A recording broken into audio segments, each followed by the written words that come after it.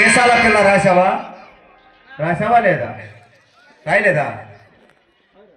రాయలేదా? అయితే ఇప్పుడు పాడనా పాట. నువ్వు నాకు అలాగన్నావు కదా, ఆ పాట వేరే విధంగా రాశాను. ఏమో నువ్వు నాతో వేదాంత పరంగా పాడుతామేమో అనుకుని మైండ్లో పెట్టుకున్నాను. నువ్వేటి పప్పడామ సెంటర్లో ఉప్పు చేపలు అమ్ముకునేలాగా ఇలా లేచిపోయి అలా లేచిపోయి నాకు అంతరాని మాటలు అంటున్నారు.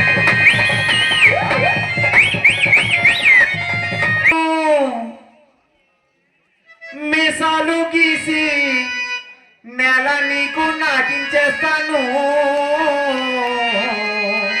తమ్ముడు, నా కవనం అటుకి ఉంది ఇటుకి ఉంది. నీ వేసాలు మాను మీసాలు గీసి నెల నీకు నాటించేస్తాను. గోచి కట్టి గోలి పిక్క ఆడించేస్తాను.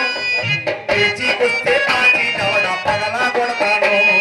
గోచి కట్టి గోలి పిక్క ఆడించేస్తాను. పేచీకొస్తే పాచి దవడ పగలా కొడతాను. ఇట్ట కాసేపు చూస్తాను, కోసి కాలం కొడతాను. అట్ట రాసి పెట్టుకో నిన్ను ఈరోజు గడపుట్టిస్తాను.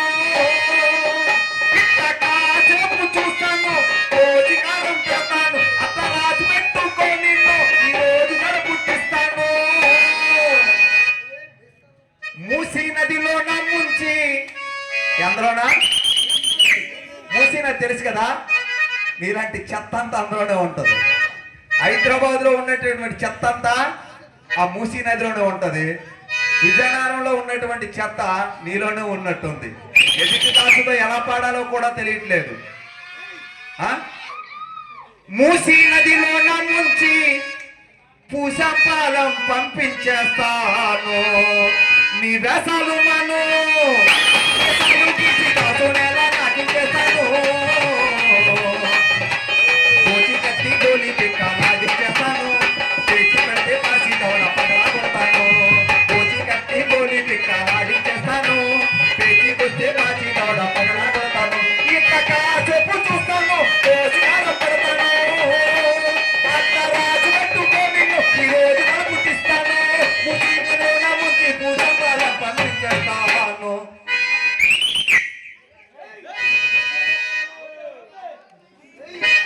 అలహల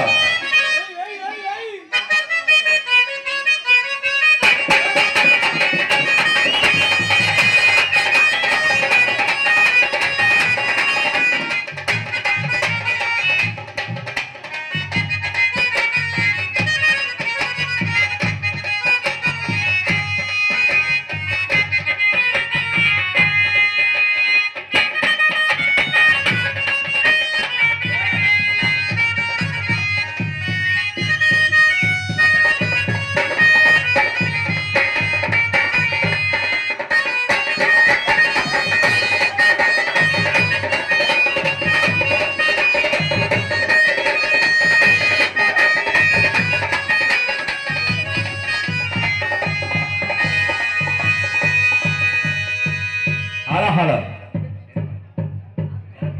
తర్వాత పాడ.